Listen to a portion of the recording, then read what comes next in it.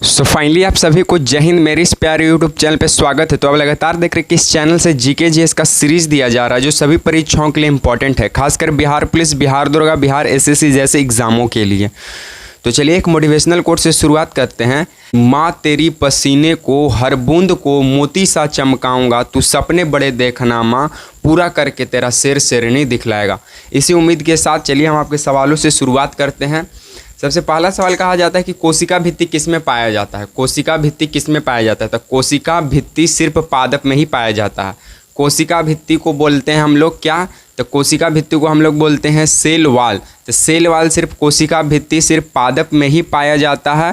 और कोशिका भित्ति किसका बना होता है? तो कोशिका भित्ति सेल्यूलोज का बना होता है। किसका बना हुआ रहता है? सेल्यूलोज का। और सेल्यूलोज का जो पाचन है वो मानव नहीं कर सकता है। मानव जो है सेल्यूलोज का पाचन नहीं कर सकता है। सेल्यूलोज जितने भी प्लांट है सभी में सेल्यूलोज पाया जाता है। और जितने भी अखबार हैं उसमें भी सेल्यूलोज पाया जाता है, क्योंकि अखबार भी किससे बनता है? पेड़ पौधों से। तो उसमें भी सेल्यूलोज का मात्रा रहता है। हमारा जो कॉटन शर्ट होता है हम लोग का वो भी सेल्यूलोज का ही बना होता है।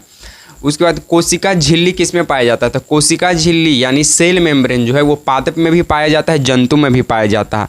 तो कोशिका भित्ति सिर्फ पादप में पाया जाएगा, कोशिका झिल्ली मानव में भी पाया, जंतु कोशिका में भी पाया जाएगा और पादप कोशिका में भी पाया जाएगा।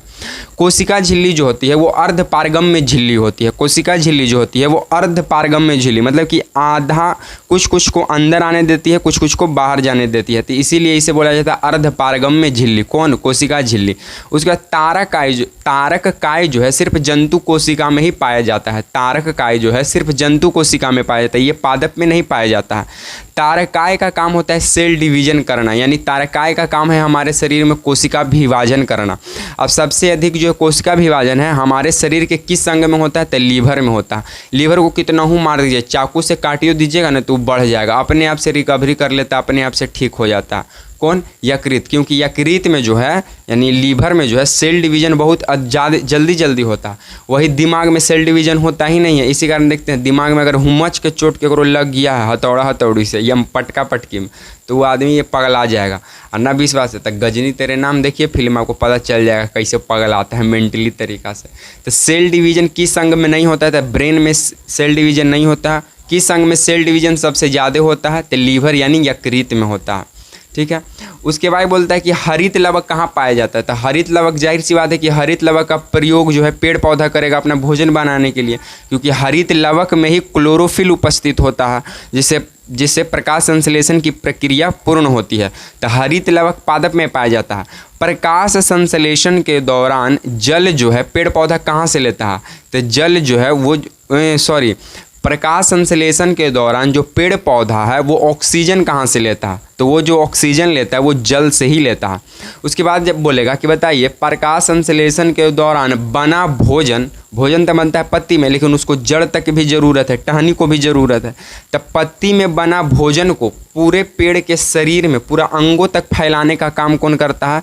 तो फ्लोएम उत्तक करता है। और जल तो रहता है जड़ में, तो उसको पूरा पत्ती तक पूरा टहनी तक ऊपर तक कौन ले जाने का काम करता है? तो जल को जैसे जाइलम, तो जल को करेगा जाइलम और खाना भोजन को कौन करेगा? फ्लोएम।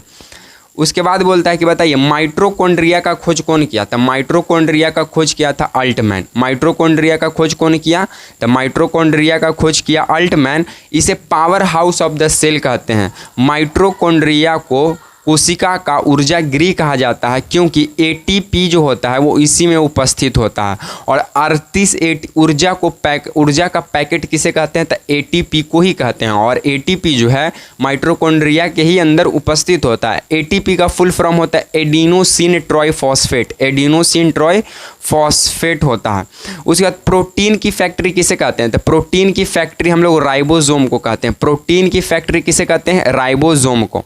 अब देखिए जो कोशिका का जो ऊर्जा गृह है इस किसे कहते हैं? तो कोशिका का ऊर्जा गृह हम लोग कहते हैं माइटोकॉन्ड्रिया को। अब देखिए मान लीजिए कि अगर कोई व्यक्ति दौड़ता है ज़्यादा है, रनिंग सुबह कर रहा है, तो जब दौड़ेगा तो उसको सबसे ज़्यादा ज़रूरत कहाँ पे है? ऊर्जा का, पैर में।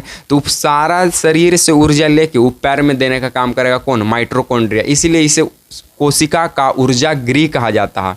और कोशिका जो होते हैं वो हमारे शरीर की सबसे छोटी एवं क्रियात्मक एवं संरचनात्मक इकाई होती है। मतलब हमारा शरीर का जो संरचना हुआ है और जो क्रिया होता है वो कोशिका के ही वजह से होता है। इसीलिए शरीर की सबसे छोटी इकाई कोशिका है। शरीर का संरचनात्मक एवं क्रियात्मक इकाई भी कोशिका है। उसके बाद किडनी का छोटी इकाई क्या है, या किडनी का क्रियात्मक इकाई क्या है, तो नेफ्रॉन है। और एक किडनी में 10 से 12 लाख नेफ्रॉन होता है। 2 किडनी है तो 24 से 25 लाख नेफ्रॉन पाया जाता है, और यही नेफ्रॉन छानने का काम करता है। चलिए आगे बढ़ जाते हैं।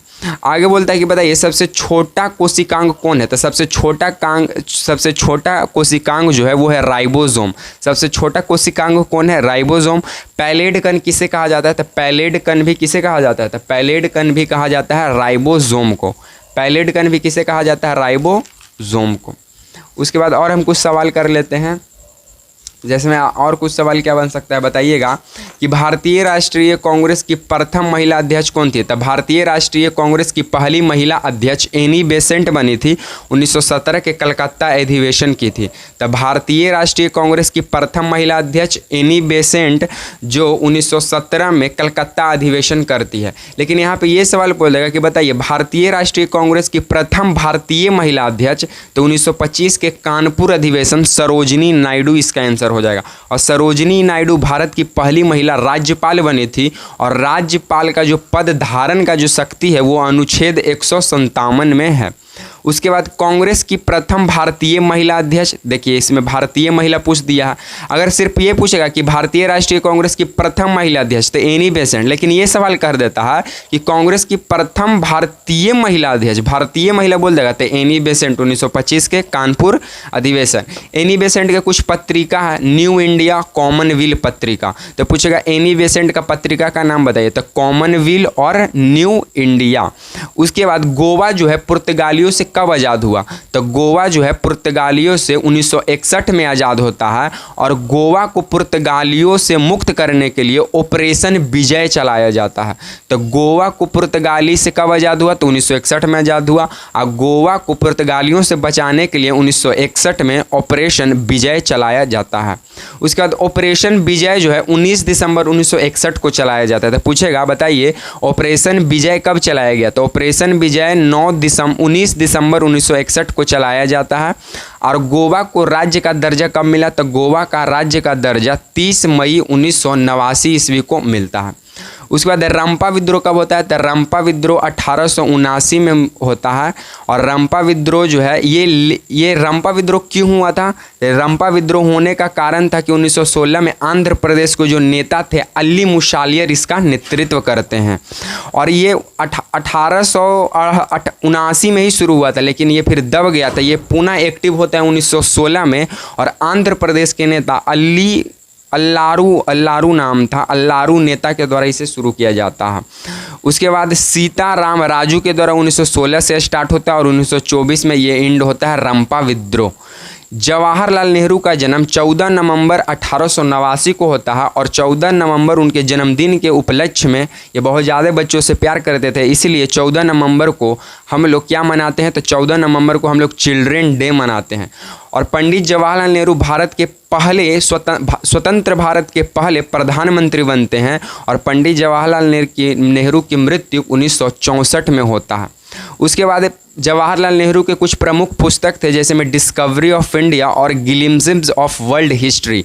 ग्लिम्पसेस ऑफ वर्ल्ड हिस्ट्री का मतलब है कि दुनिया का एक अद्भुत झलक, दुनिया का एक झलक होता है ग्लिम्पसेस ऑफ वर्ल्ड हिस्ट्री का मतलब। और इसके लेखक कौन है, जवाहरलाल नेहरू। और डिस्कवरी ऑफ इंडिया यानी भारत एक खोज के भी लेखक कौन है, पंडित जवाहरलाल नेहरू। भारतीय जनसंघ के संस्थापक कौन है, तो भारतीय जनसंघ के संस्थापक डॉक्टर श्यामा प्रसाद मुखर्जी हैं। और भारतीय जनसंघ की स्थापना 1951 में होता है। और यहीं के आगे चलकर 1980 में ये बीजेपी कहलाती है।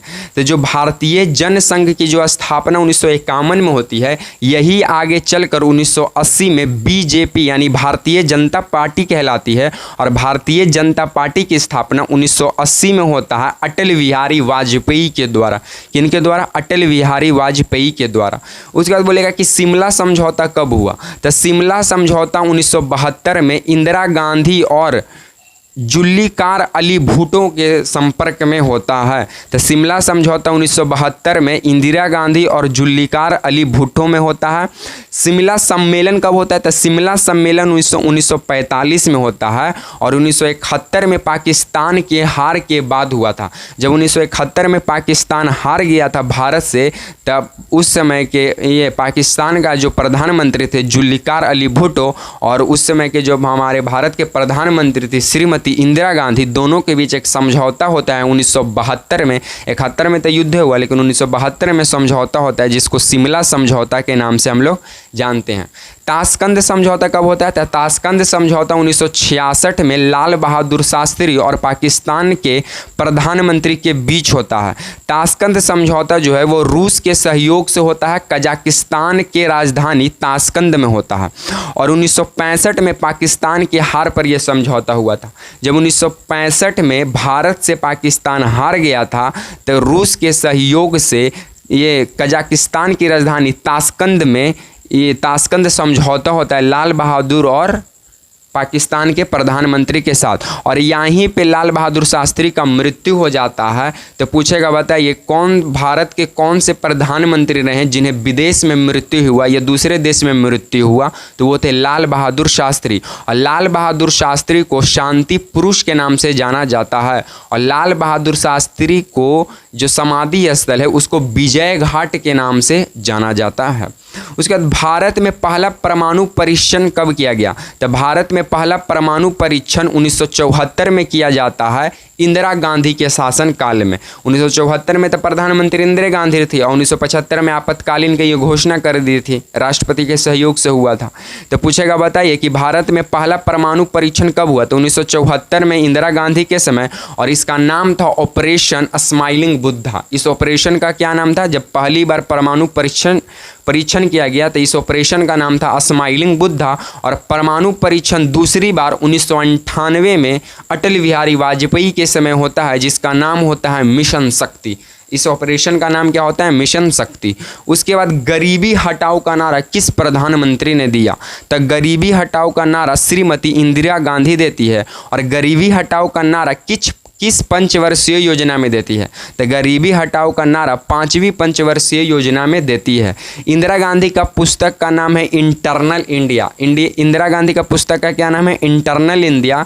और इंदिरा गांधी का जन्म 1917 में होता है और मृत्यु 1984 में होता है। तो आज तक हम सवालों को यहीं पे समाप्त करेंगे। अगर वीडियो पसंद आता है तो लाइक शेयर एंड सब्सक्राइब करना कतई ना भूले। इसी तरह के सिर्फ आपसे मिलेंगे नेक्स्ट वीडियो में। तब तक के लिए आप सभी को जय हिंद।